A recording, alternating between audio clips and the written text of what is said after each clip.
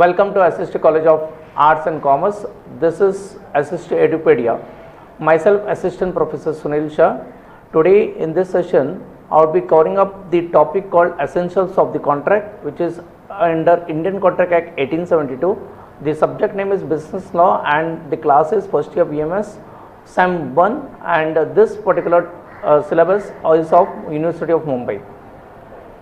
As you are aware, for the contract we need agreement and consideration.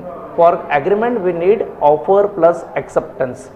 So offer and acceptance is called as the offer plus acceptance is called agreement. Agreement plus consideration or agreement plus enforceability by law would be called as contract. Today in this particular session I will be covering up the essentials of the contract, which are as follows.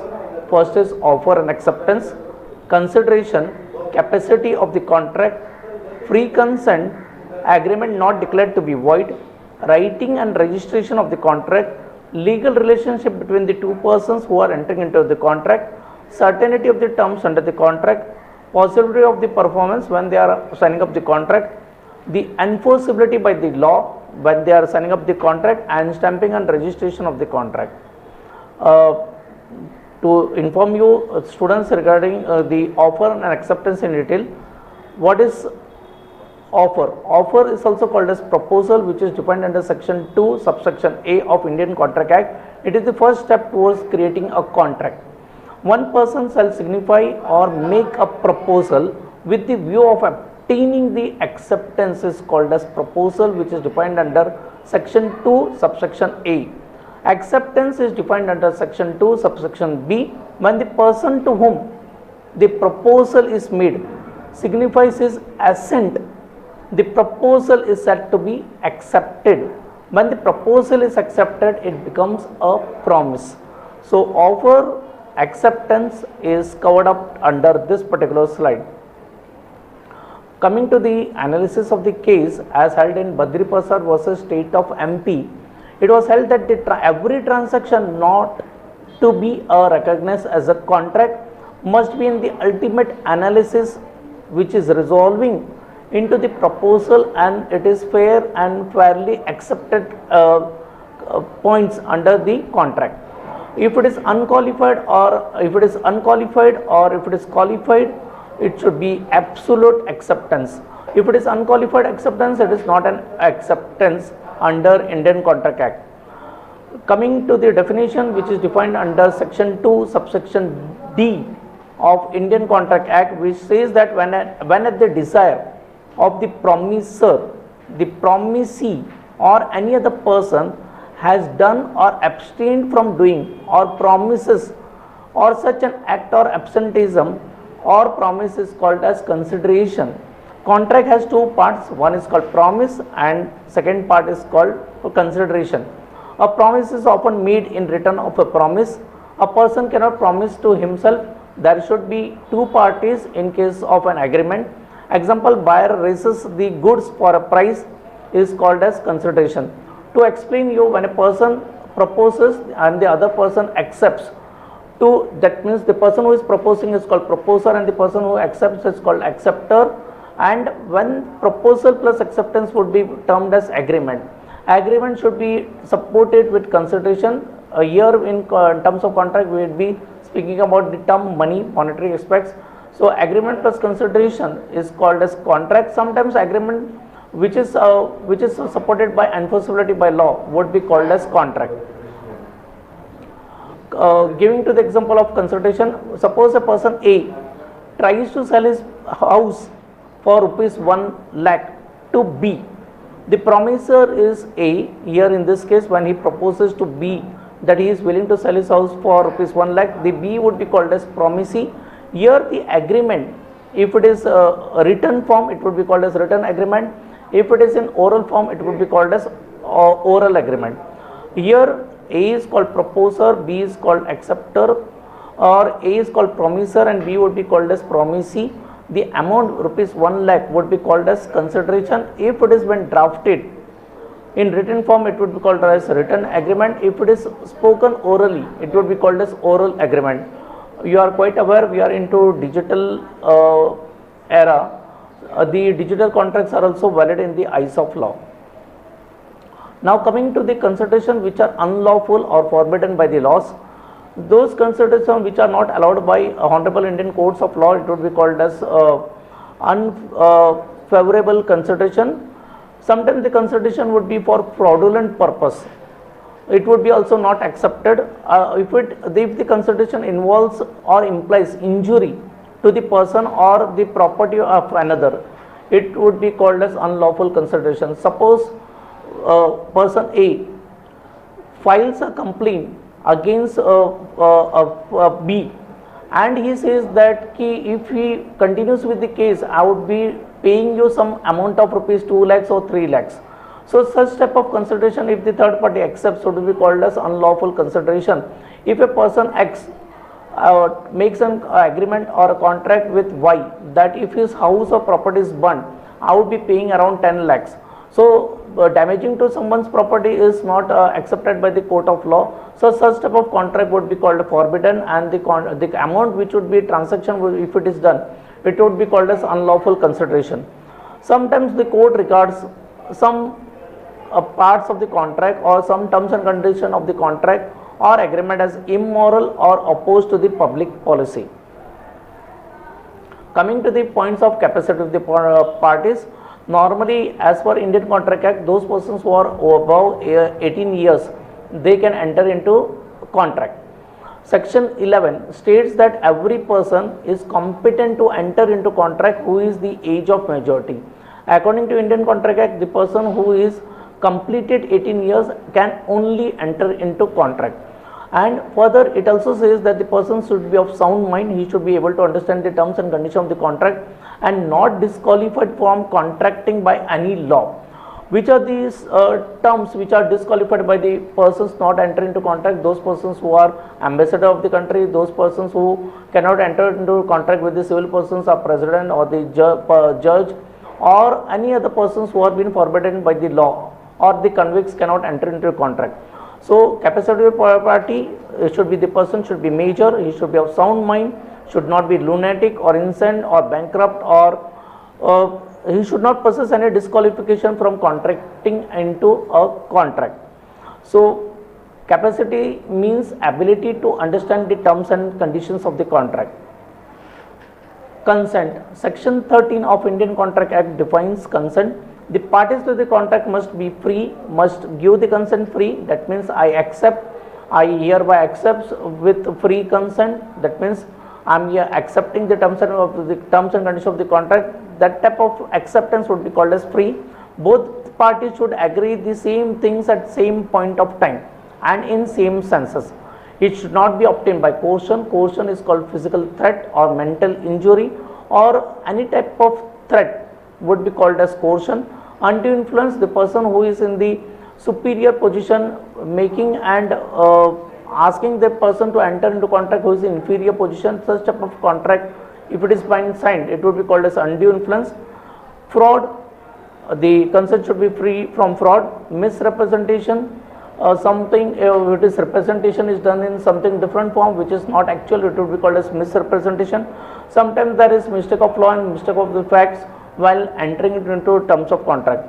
To make you explain about coercion will be called as physical threat, or mental harassment would be, and during that particular era, if the person is entering into the contract, it would be called that he has been having uncoercion, he has been induced with the coercion, and such type of contracts would not be accepted by the court of law if it has been proved by the person entering into the contract.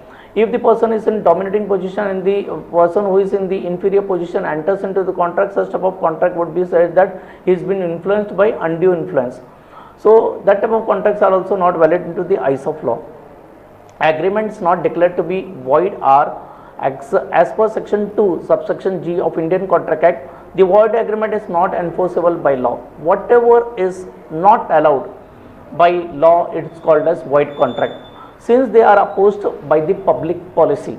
Agreement in restraint of trade, some peoples ask the other peoples or some businessmen or some companies, or there would be cartel between the two companies or the two distributors or the wholesalers, that not to enter into contract, or if one of the person who is in the superior position in the trade restrains the other peoples to enter into the competition, that would be such type of contract would be void, or the agreement would be declared to be void. Agreement in restraint of marriage, if the person who is a major and if some other person asks them not to enter into the marriage, that type of restraining them would be declared to be void. Agreement in restraining of legal proceedings, if one of the person is sponsoring the other person, that asks the other person to file many cases against that person, and he would be paying, he would be sponsoring such type of the amount which are involved in the cases, that type of agreement would be also declared to be void. All the agreements should be in writing and registration. As you are aware, when you are buying a house, when you are buying a vehicle, or when you are buying a property, or you are installing plant and machinery in a factory, or you are buying some raw materials from the for the factory, for the smooth running of the factory, or you are employing any person in a company, or if you are registering your marriage, or if you are registering your the school for schools, the children for the schools going, all the agreements should be registered. So the digital agreement, written agreement, all should be registered at the stamp and duty office or the registration office where you are located. Although oral contracts are valid, however, there are some contract must be in writing. Example like gift has been registered at the registrar's office, or the sale agreement of the house or property has to be also registered. If a person is mortgaging any of the property or any gold, he should also have an written agreement, and the written agreement has to be registered. As you are quite aware, leave license agreement now it is digital, it is has to be registered to the IGR website. Also the agreement related to a memorandum of association, that is MOA, and article of association between the directors and the members or the members of the company has to be registered with ROC, or all the partners who are starting with the new firm, or all the partners who are starting with LLP has to register with for LLP has to register with ROC, and for the partners has to register with ROF, that is called Register of Firms. No particular form of writing is necessary, but a written form is mandatory, and registration of this particular documents which are discussed is compulsory. Legal relationship, agreement which creates a legal relationship are capable of legal relation are said to be into contract. Making you understand with the type of example, invitation for a dinner. If I am being invited by any of my friend, and after his invitation I go to his house, and if he doesn't offer me a dinner, such type of contract is not a legal relationship, but it's a social relationship, so I cannot file a case against that person. Same thing, invitation for a dinner does not create a legal relationship. Promises which does not give rise to legal relationship are not contracts. Here the business agreement usually is binding. Here social agreements, if you see the friends who are asking them for a cup of tea or a dinner or for any lunch, such type of friendly relationship are called as social agreements, and those who are into business relationship are called as business agreement. Business agreement are called legal relationship. Social agreements or asking for a cup of tea would be called as social agreements. So such type of cases are not accepted into court of law, being a social agreement. The terms of the contract should be specific, it should be clear, and not should be ambiguous. That means it should not have double meaning, and the word should not be vague. It should be easily understood by all the persons who are entering into the contract. The person should not be confused with the terms and conditions which is mentioned into the contract. It should be clearly made them understand. Possibility of performance, whenever the if one of the company enter into contract with other company, there should be possibility of performance. You cannot enter into the contract with that particular terms and condition where the other persons are incompetent or they cannot able to perform. Contract based on impossibility of performance are not void. Suppose Santosh promises to share with Sunil 50% of the treasure if the Sunil creates the treasure by magic. Such an agreement between Santosh and Sunil are incapable of performance because they are void. Getting the money by magic or by treasure would be not accepted by court of law. So this type of things are not possible to perform. enforceability by law. If it is enforceable by law, it is contract, otherwise it is only and only agreement. Thus the aggrieved parties are those parties who are suffering by the terms and conditions of the contract. Thus the aggrieved party is able to get the relief from the court in event of breach of the contract. Breach means breaking of the contract. If the other person does not fulfill the terms and condition of the contract, it would be called as breach of contract. So if the other person is making the other person suffer, then the other person can apply to the court of law for breach of contract. Supporting with the case laws which is held by Supreme Court of India, Union of India versus SS Syndicate. In this case, the court held that the parties to the contract may agree to a particular form of contract or condition and the mode in which the contract is to be executed. Making you understand, the parties of the contract may agree to the particular form of contract. So if it is both decided by both of them, it should be able to enter into the contract. The modes of the contract has to be executed. Lastly, all the contracts, there should be stamping and registration.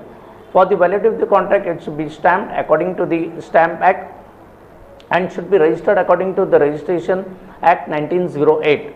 That is, documents which are not registered neither shall be affected by any immovable property nor shall be received as an evidence. Those documents which are not been stamped or which are not been registered, that cannot be used as the evidence in the court of law. Thank you all. To sum up, that today's session was related to essential of the contract which had made you understand. Thank you all.